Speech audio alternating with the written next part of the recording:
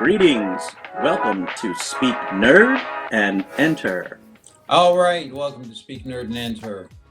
With us today, just back from his hilariously bad-timed family vacation to Scariff, where he and his brand new Hammerhead Corvette got in an argument over a parking space, and then a very poorly timed family barbecue on the beach. We have with us today the K-Man, and then Rich and Mark. All right, boys, how you been? It's been a while. Been. How was Scariff? I've been okay. It's a bit hot. I give it 1 out of 5 stars. 1 out of 5 stars, yeah. It's been a while. We got a few things that we need to talk about, but I wanted to ask you guys something that had been top of mind for me for a while that I got into a discussion with a lady at work, where we were talking about, I don't know how it came up, but we were talking about the difference between friendship or being a best friend. That's what it was. Being a best friend and being a wife. Okay.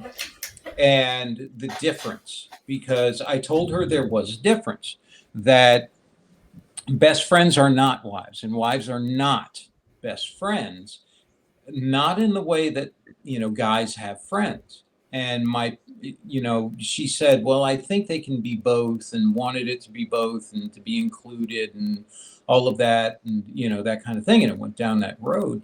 And my point is that your wife is someone that you go to war over. Your best friends, your buddies, are the ones you go to war with. And that was my, at least that's how it occurred to me in the moment. That was my summation of the difference. She didn't quite accept that, but I wanted to run it by you guys to see what you thought. Do you believe that I'm right with that there is a difference? And do you think I was right with the summation, or do you think it's different or entirely wrong, or what? Go. I don't know. Go. Maybe I'm wrong. I took it in a more sexual sense of, my, the wife, hopefully you have some sort of other sexual relationship with, whereas a best friend, maybe not that's the case. But the sex is completely different. I can confirm that. Right. I always thought the sex was a given. No, but okay. Turning back to your original point, I don't necessarily see it your way. I understand what you're saying, Mm-hmm. but I think that your wife can be your best friend. Is she? Don't know. That's a personal decision. Well, since my wife might listen to this podcast, my wife is my best friend. Okay. That's look, I think trying to stay married this time. Mark? That's right. I'm trying to stay married this time. There's one thing I've learned. No, I go ahead, Rick. I've had best friends a lot longer than I've had wives. Finish your thought, because I'm going to delve into some different territory. Go ahead. Okay. I mean, because look, I also question the idea of a best friend, because I have, you guys, the super best friends, what have you, and everybody everybody fills a particular role in that. There's no like one single best friend that I have. No. Now, don't get me wrong. I don't mean like one best friend. Yeah. That's more of a tier. That's what I'm saying. But there's like different people fulfill different roles in my life. I go to different people for different things. Like there's things I would talk to you guys about, and then there's things that I would talk to Debbie about, or that kind of thing. So I'll take it down a little bit of a different rabbit trail. I'd say in a heterosexual relationship, I'd say you're right, Sean. Now, if we're talking about other types of relationships that aren't hetero, I think that in a purely logical sense, you could have overlap as opposed to the offset that you're Mhm. describing. Well, this was based on the male-female relationship. Okay, yeah, That was I that was the pretext for it anyway. I got it. Okay, so if we're just sticking to that paradigm, then I think you're correct in terms of your logic. Like Kelly and Mark were mentioning, I cut out there. Am I back? No, you're there. Okay. Like Kelly and Mark were mentioning. Stop it, microphone. I see you.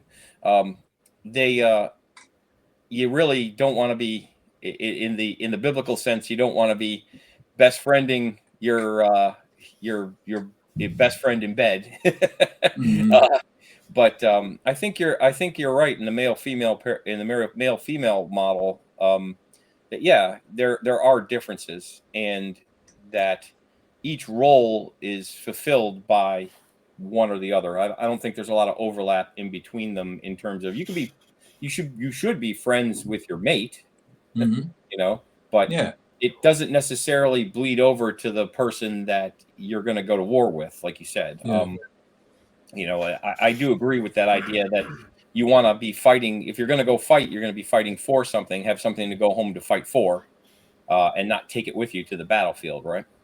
Yeah. Yeah, it I- was I, well, of let me course, get am more of Mark's a opinion lover before and not a fighter here, so I don't understand the war connotation. Okay. All right. Yeah. Mr. West Yeah. Coast. I don't want to go to All war right. with anybody. I just want to live in peace. Can't we all just get along? Yeah, can't we all just get along? That's right. Yeah. So, like, is the real crux of this? Like, she was saying that her husband is her best friend. No, she was saying that she wants it to be. Uh-huh. And I was saying, well, that's an unrealistic standard to place upon that relationship. Guys don't generally look at their wives as the best friend. They look at them as their wives. It's a different thing. It's not Yeah. less than. Yeah, It's yeah. not less Right, than right. your best friend. And that was my point in saying you're the one that he goes to war for, is that you are the thing he protects at all costs and lays down everything he has to give to make sure that you're safe and happy and all that stuff to take care of you. It's a different dynamic. With your buddies, your best friends, it's a different animal altogether. That's more Yeah, like it's apples and oranges. I mean, you it's know Yeah. what I'm saying? Your relationship with your wife and your relationship with your friends. yeah. Like I'd still be back here on like my best friends are all guys.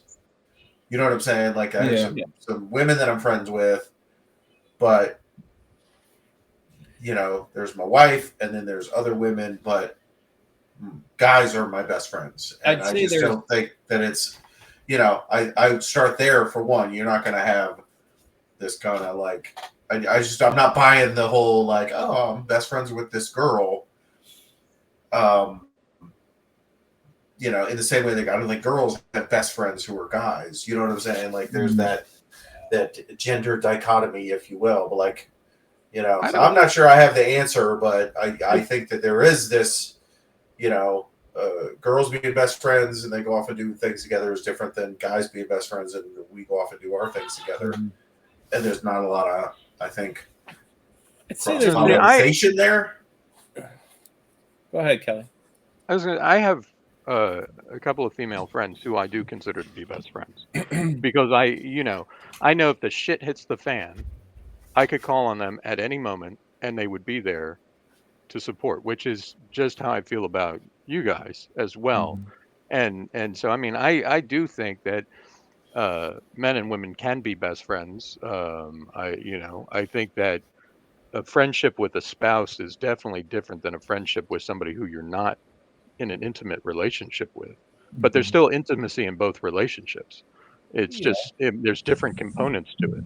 I'd say that you got two things going on here. You got a nomenclature issue where best friend versus spouse versus wife. There's kind of the definitions for those are loose for everybody, right? I think that the spouse, you've taken vows of matrimony or whatever you have to be your spouse, but I think that people nowadays are tending to kind of mix those two bags together. but I also think it's a mission issue. The mission for a marriage is different than a mission for a friendship.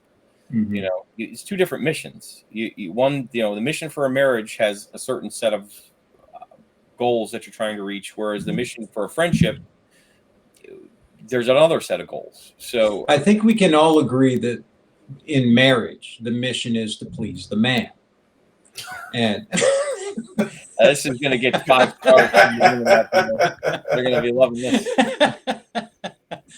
In my experience, many women are not on board with that mission. I would agree with Mark. I'll leave that there. I would say that that's not always the case.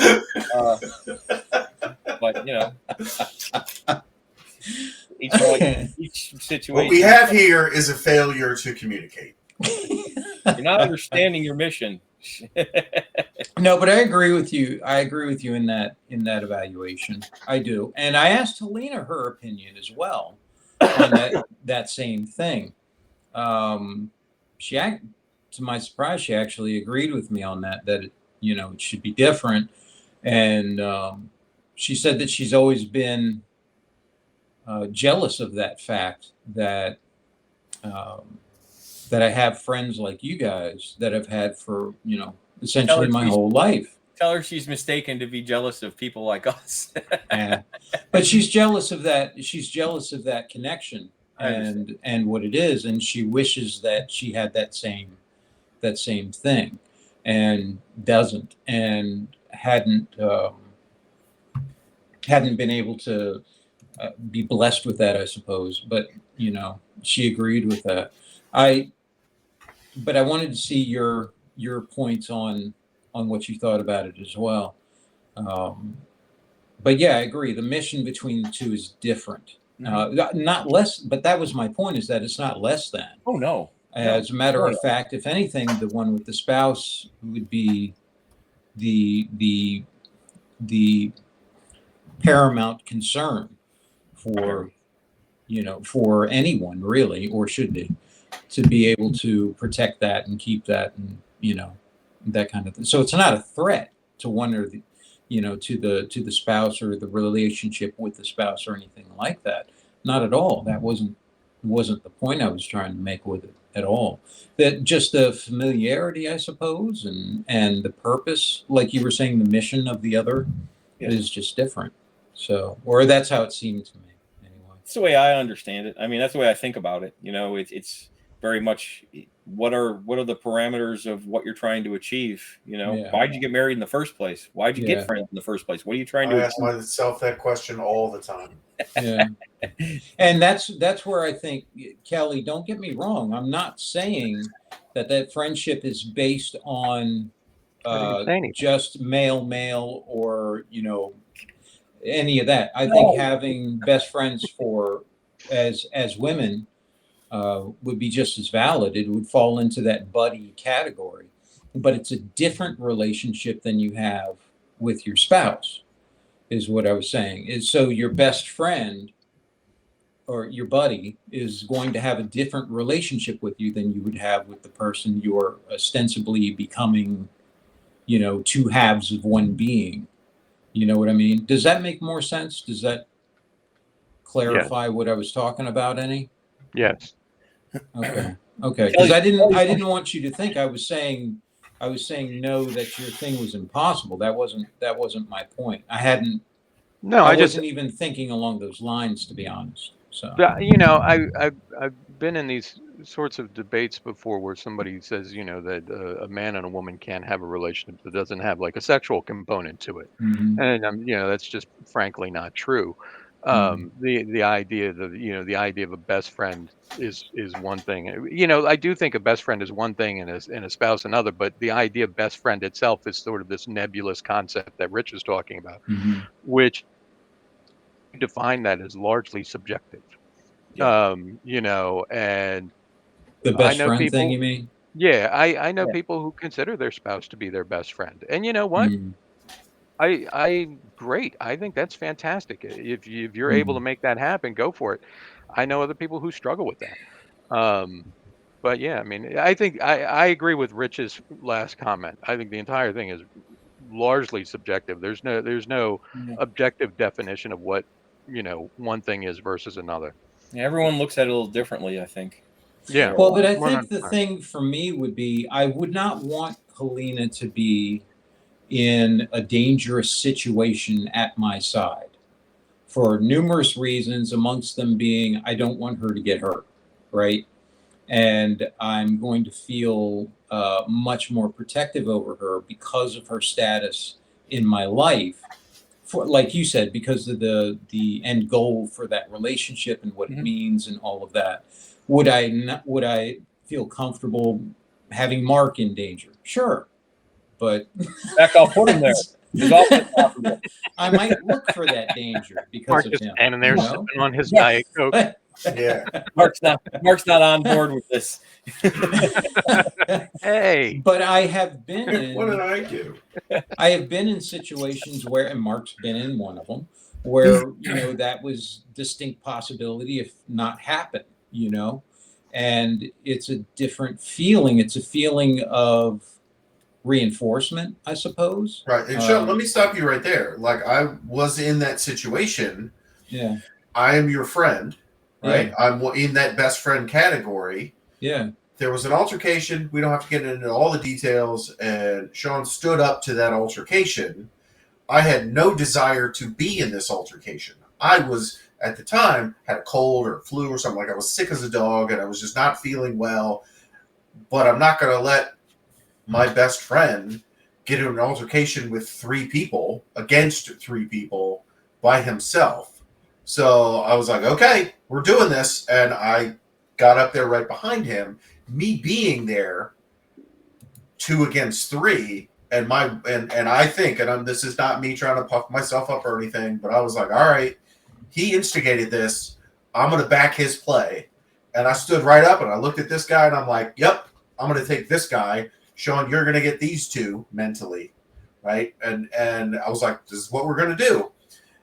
And me being there and stepping up diffused that situation, I think, because 3-on-1, they might have decided that Sean was easy prey. 3-on-2, and they're drunk as all get out, I think that it was ready to escalate the situation, but I feel like it also diffused the situation. And my responsibility as a friend in that situation helped that.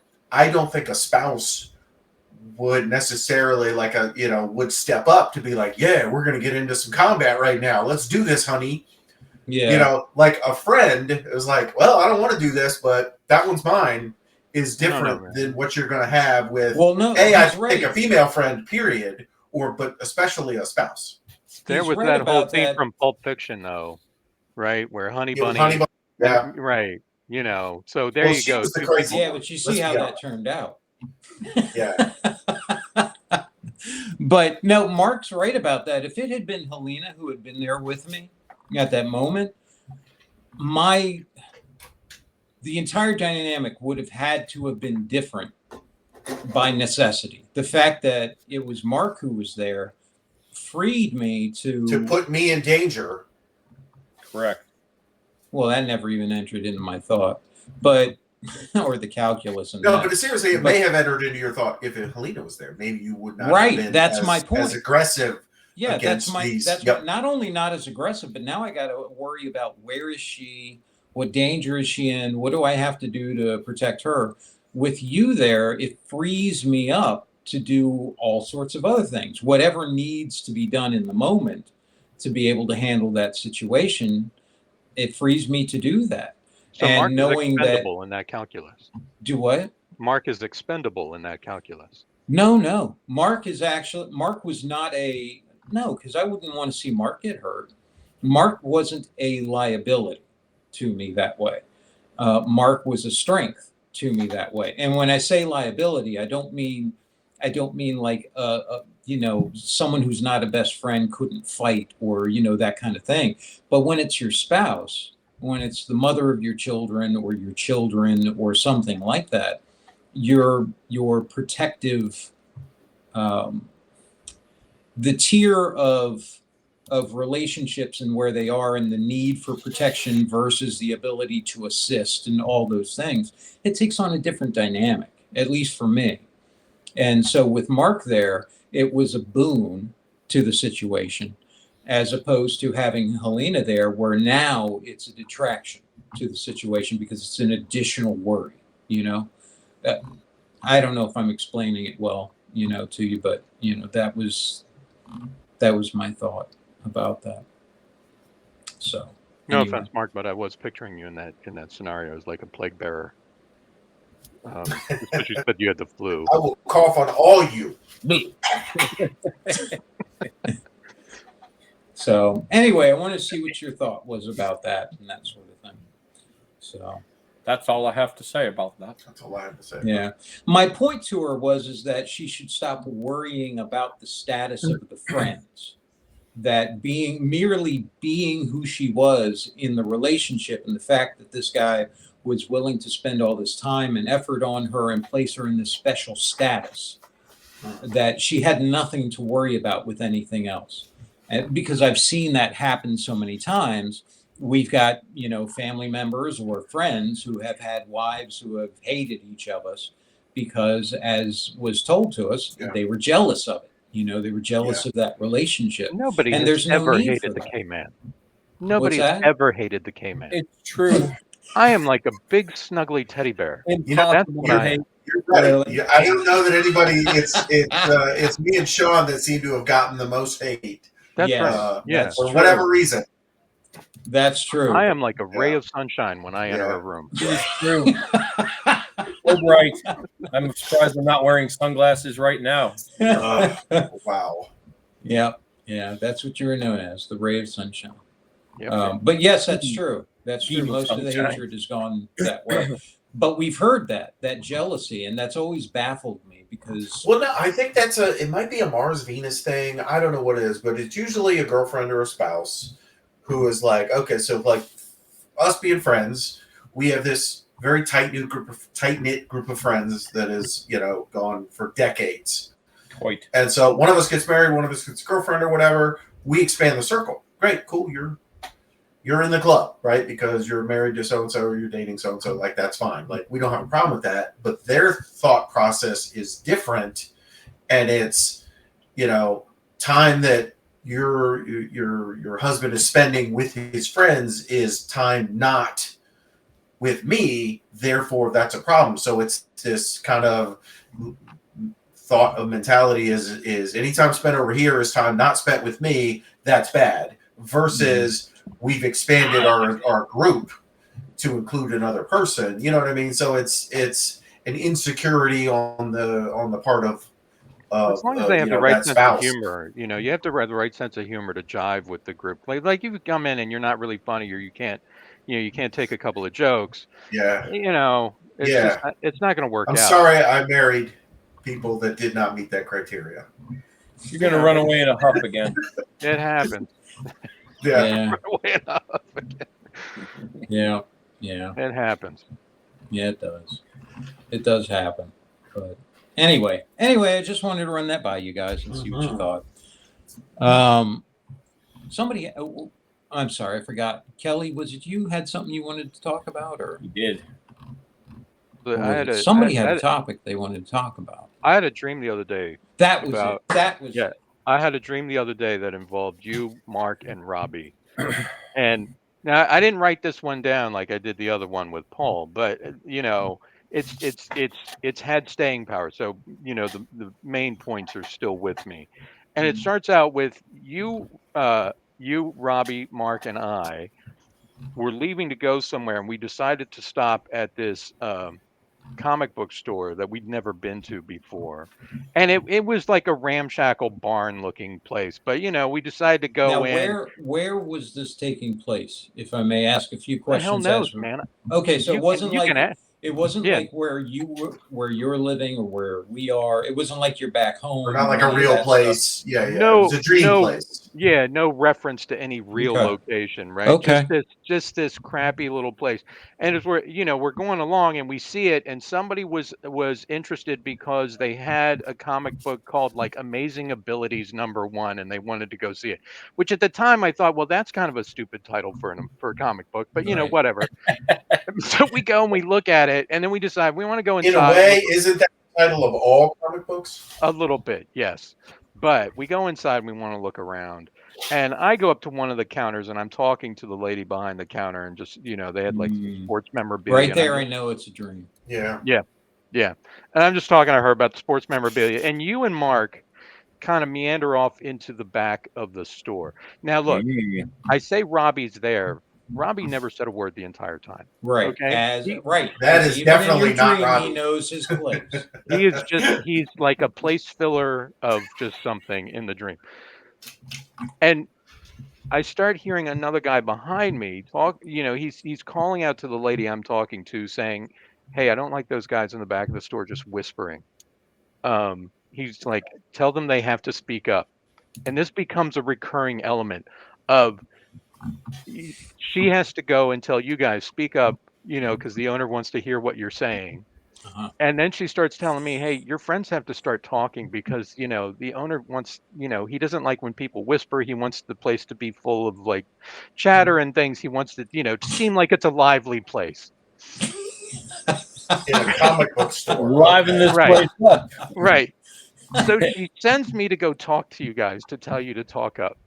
And I was like, all right. And so I went back there and I said, "Hey, the owner wants you guys to talk up because he wants this place to seem a little bit more lively." And the owner had a ridiculous suggestion. Now, I have to say, I'm surprised you went along with that. Was there a reason you went along with that? Dude, there's no reason that anything. No, I'm happened just wondering if there was like a feeling you had when asked this. I'm just asking if there was like a feeling you had in the moment, or something maybe that was different, something maybe that jogs a little bit more of your memory about it. That's all. No, nothing whatsoever. I have Okay. no understanding of why this thing. Okay, so no logic went through your head or anything like that. No idea what the subconscious is trying to work through. Okay. And so I go back and I tell you guys to speak up, and there's general sort of disagreement. And I said, I don't know, man. If the guy wants you to speak up, speak up. And Mark looked at me and said, "Kelly, no." And then he said, now that sounds like a Mark thing. Yeah, he said, "Kelly, no. If the owner wants to play it that way, then he gets what he deserves." And Mark said, now right there is what you put on the T-shirt. You'll Kelly, get no. deserve. If that's the way he wants to play it, then he gets what he deserves. That's the quote. Mark. And then Mark said, "Let's go," and we left. And that was the whole. I woke up and I was thinking, "The hell was that all about?" But I can't. I think it's a metaphor for the NSA's spying program and our desire for privacy as U.S. citizens. Maybe that seems to fit. That seems to be the right. Yeah, the underlying. No, so I was hoping Mark pulled the Joker on him or something right after that. Oh, I got these scars. I couldn't get out of my head for days. Mark just sitting there saying, "Kelly, no." Every time I'm sitting there at work, and every time something would come up, and I'm not sure about where to go, I just have like Mark saying, "Kelly, no." Okay. Was it like me speaking to a bad puppy? That's what I was Kelly, thinking. no. No. Yeah, very much. Very Okay. like a bad puppy or a toddler. Yeah. Yeah. It was Gonna put awesome. you in your place, let you know you're not doing the right thing. Yeah, I mean it's not on the same par as Paul's funeral, but I thought it bared mentioning. Kelly, I like that quote. I like that quote a lot. gets what he deserves. Gets what he deserves. I like that. Yeah, I like that. And it'll be interesting to talk to Drew about that stuff. Drew's I guess going to be doing Space Marine with us. Is that right? Yeah. So he said, Yeah. When are we doing Space Marine? No one is. Well, he was talking about what, Tuesday? Tuesday or Thursday was what Drew could do. Okay.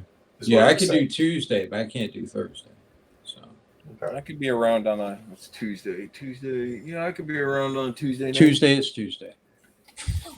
When is No, Tuesday? I'm trying to think what I do on I Tuesday. think I can do Tuesday. Yeah, that would be that'd be nice to It would be. to I would like listen to Drew get really frustrated again, until something horrible happens to Mark, and then find glee in that. Now, I haven't finished the campaign. Do you have to finish the campaign before you can go into the open gaming, or is it available immediately? Oh, dude, if that's the bar, that's going to take forever. I don't know. Right? Yeah. I don't have I that. don't think that's. Yeah. I'm I don't still think that's not the at. case. I'm still not out of the opening area. Yeah, you don't have to do that for Call of Duty or anything, right? You can do the No. multiplayer No. without even Yeah, playing the campaign. straight Pretty away. sure we can go get wiped out quite immediately. That'll Yeah. be fun though, because I'm Drew is responsible for some of the funniest moments that I've had playing video games. That's true. That's Why is it true. happening? Hands down. I mean, the Gears of War bit when he would refer to the baddies as jellies, to the time he let Robbie just die. Yeah. Yeah. Yeah, Or I like Sean's Left 4 story Dead. about the- From Yeah, Left 4 Dead will always be my favorite. that's Left the one 4 I Dead was like. just Steps amazing. outside and just gets steamrolled. I'm out of here. We're like, no, don't. the best part was seeing that silhouette of him on the ground getting beaten to a pulp by that tank. I know it's grounded and pounded. He's screaming, "Oh God!" Yeah, Drew's impetuousness and insolence deserve. is a source of great joy. Yes. Yeah. Got what you deserve. That moment with Robbie in Gears of War where he was like, crawl to me, keep coming. And Robbie was dived there. out was just hilarious. Absolutely hilarious. We've had some Call of Duty moments like that. It's like, where are you? I can't find you. Oh, there you are. Keep coming. Yeah, Gears of War. Yeah, which does remind me of Space Marine. Have any of you guys watched The Penguin? Helena wanted me to ask. Yeah, I started watching it what's the place over there? last night, as a matter of fact. I watched the first episode and a half. And I was telling these two about it right before you got on. So I'm thoroughly enjoying it thus far. Okay. Yeah, she was Have one. you seen it at all or no? No, I haven't. No, Okay. no, Yeah, I have and, not and taken it. again, I've seen so much bad media. Like, I just set up the TV in my office, because we're unpacking at the new house, and finally got a TV in here, and I had to log into some of the apps, and so I logged into Disney Plus last night, and I was like, oh, maybe I'll watch something, and I'm looking, and there was so much that did not appeal to me that I haven't seen. Like, I haven't seen. I've never finished The Acolyte. I haven't seen that Agatha All Along. There's just some stuff that I was like, oh, maybe I'll go to it. It was like, nope, let me go out of here. And then I ended up watching The Thing. But the point I'm trying to make is the show is so well acted, right? Because, as a Colin Farrell, he's a good actor. It looks nothing like him. But the way the dialogue's written, what he's doing, his thought process, all of this is just so well done compared to some of the other paint by numbers, hit you over the head with the plot and what's going on kind of dialogue we've seen in a lot of other, media recently. Is like, it's smart, it's good, it's Now, what would you? Because I didn't dig the Batman because of the dialogue and the way it was written and stuff like that. So what I was wondering from Helena, and I'll ask you, what would you compare it to as far as how it's written, that it's that good? Because I've still got the memories of the Batman, which was okay, but it wasn't great. It was, you know what I mean? So I'm wondering, what would you compare it to? Well, I haven't seen the Batman in a while. You know what I mean? Okay. So, I don't have that fresh comparison. Well, I'm not comparing it to the Batman, but I have seen The Sopranos recently. And I've heard this described as The Sopranos, but set in Gotham. And there's a certain amount of that there.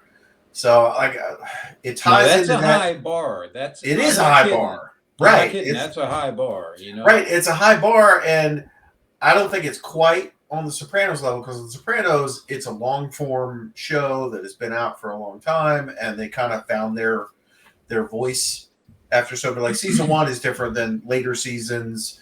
I'll use Meadow as an example. Her character expanded. She was very generic in the first season, and they found her voice and found her personality in later seasons. But some of the other main characters were just, great, when all the dialogue is not like, we're doing crime, let's talk about the crime that we're doing. Hey, how about that crime? Right? Yeah. The ridiculousness of The Sopranos is when they're not talking about crime, and you get some of these weird and wacky like things coming out of left field that, they just end up having to deal with whatever. There's just some of that in here, but it feels less of that because they're staying with the main plot of here's the Penguin, and he's trying to, climb that crime ladder and put himself in being in charge, right? Not to give anything away, but that's what it's about, right? It's about the Penguin becoming the Penguin, but he doesn't start out as like this, crime boss. He's working for some other crime bosses, and I really enjoyed like them showing how smart he was, and he's playing the long game, and he's doing this and doing that, and it's done well. Yeah, like I said, so far I'm thoroughly enjoying it, and I'm fine if Batman never shows up. You know what I mean? Like it is a grounded gritty crime show set in Gotham, right after the events of the Batman movie. Okay, so it takes place after that. Does anybody wear a black T-shirt that says henchman on it? No, I didn't see a one. Right, and even who's it? It's I forget the guy's first name, but Falcone ended up the mob boss dies, and so there's this power vacuum after he dies, and like his brother gets put in charge, and his niece or something. She just got out of Arkham, and and she was apparently like a serial killer. She killed a bunch of women or something like that. But like the actress playing her and the things that she goes through, because she has some, I'm going to call them psychotic episodes, right? That is done so well, and it's not Harley Quinn, it's not, some other thing, like, I'm unfamiliar with her if she's in the comics or what her role, like I don't read the Batman comics, so I'm only going from what I see here. But there's a character who has a tenuous relationship with reality in some ways, but even that is handled very, very well, because she has like some crazy flashbacks or hallucinations or whatever. She sees her dead brother and she's like back in Arkham, and things like that. All that is handled really, really well, and we can see examples where that stuff is not handled that well. Yeah. So like I said, again, I'm an episode and a half in. I'd have kept watching, but it was like late last night and I was really tired, and I was like, well, I want to pay attention to this, so I'm going to turn it off and watch it when I'm more awake, which is probably one of the best things I can say about the show.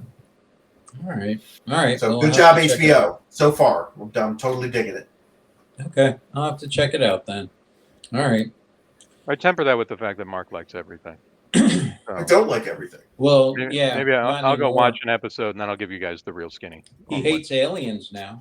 No, I love Aliens. Aliens is the best movie that's ever been put on film behind The Matrix and Armageddon. I got you on video saying now you changed your mind. So that was a clip taken out of context. He misspoke. Taken out of context. My position has evolved. Look, I'm a knucklehead sometimes. All right. Well, anything else you guys want to talk about this week, or no? I'm excited about getting together and doing the gaming thing. I'll say that. I am. Yeah, just send me a reminder. So Hot take, but I'm excited about it. Hot take. All right, looking forward to it. Yeah, I am. I'm looking forward to that. I'll miss. Is Dan going to be there? I've sent Dan the notification. I didn't know anything. I haven't heard from him about it. I'll remind him. Okay. Because I missed Dan as I as well will ping Dan and let him know.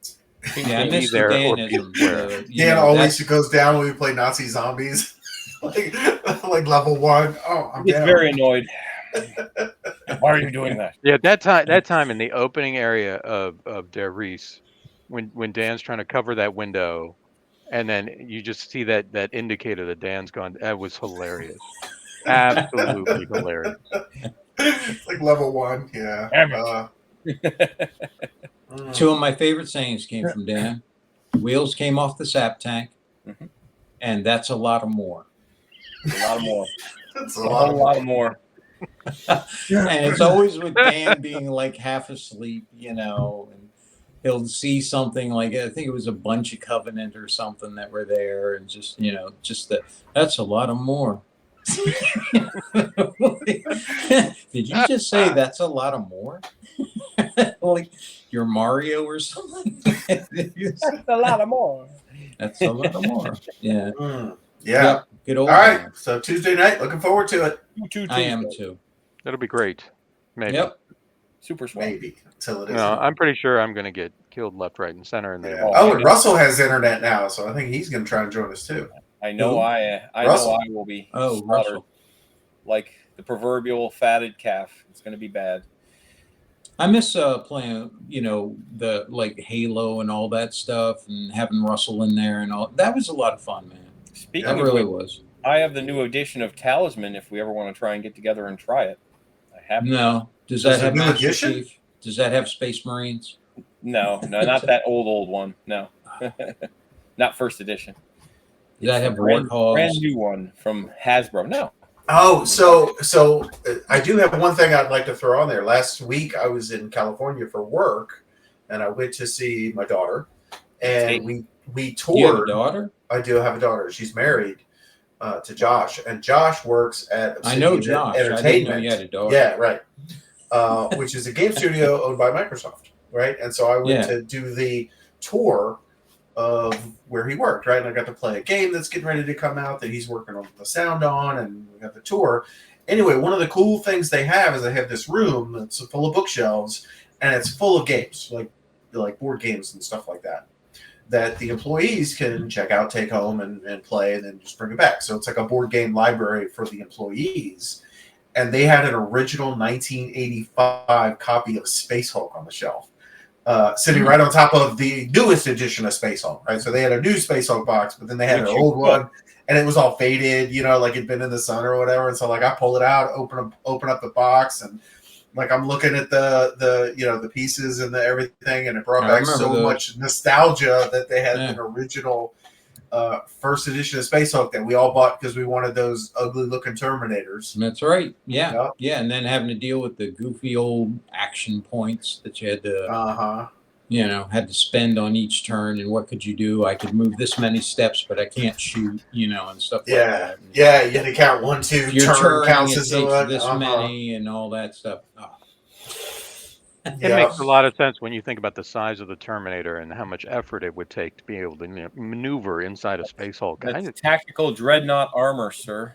I think you guys are just haters. Ripley seemed to be moving it around pretty good. Right. Yeah, she was engaged in melee combat with a forklift. But that's with a fork. Get away from her, you bitch. Exactly. Yeah. Exactly. But anyway, that was one of the highlights. It was a cool tour, and I saw some stuff. I had to sign a non-disclosure agreement, so that's all I'm going to say about that. I may already get in trouble for telling them that they had Space Hulk and a foosball table, but talk to my lawyer. Those are the type of hot takes that are going to expand this podcast beyond just this moment. Yes, this is where the money lies. Right. Exactly. Yeah, we're going to get some of that Obsidian Entertainment sponsorship money. Wow, this game is great. Well, I will say, if anyone watches this, that at the end of October, Trench Crusade is hitting Kickstarter. That one looks pretty good. So if you want to get that, and then what else is coming out?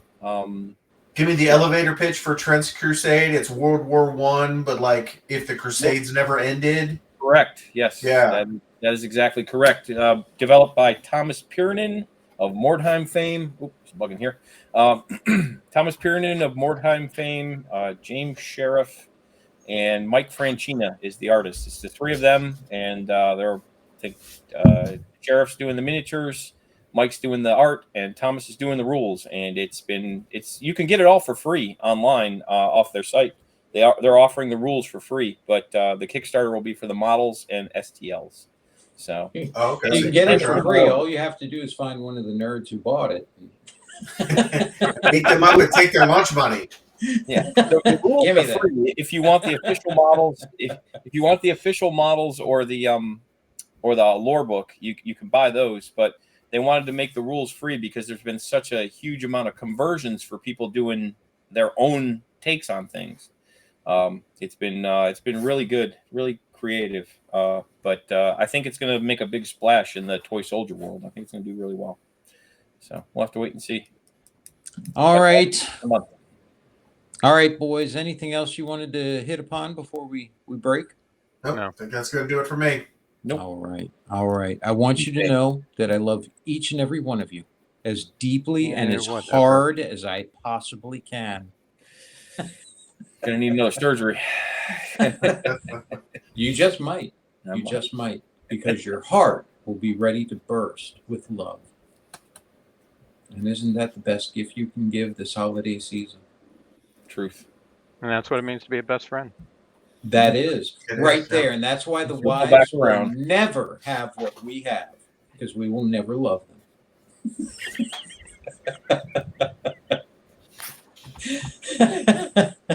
All right, guys. I'll see you on Tuesday when we'll kill a lot of things, a lot of candidates and all that, and probably a few of ourselves. So, All right. Bye. all right, Bye. boys. Yeah. See you. This concludes our Speak Nerd and Enter broadcast.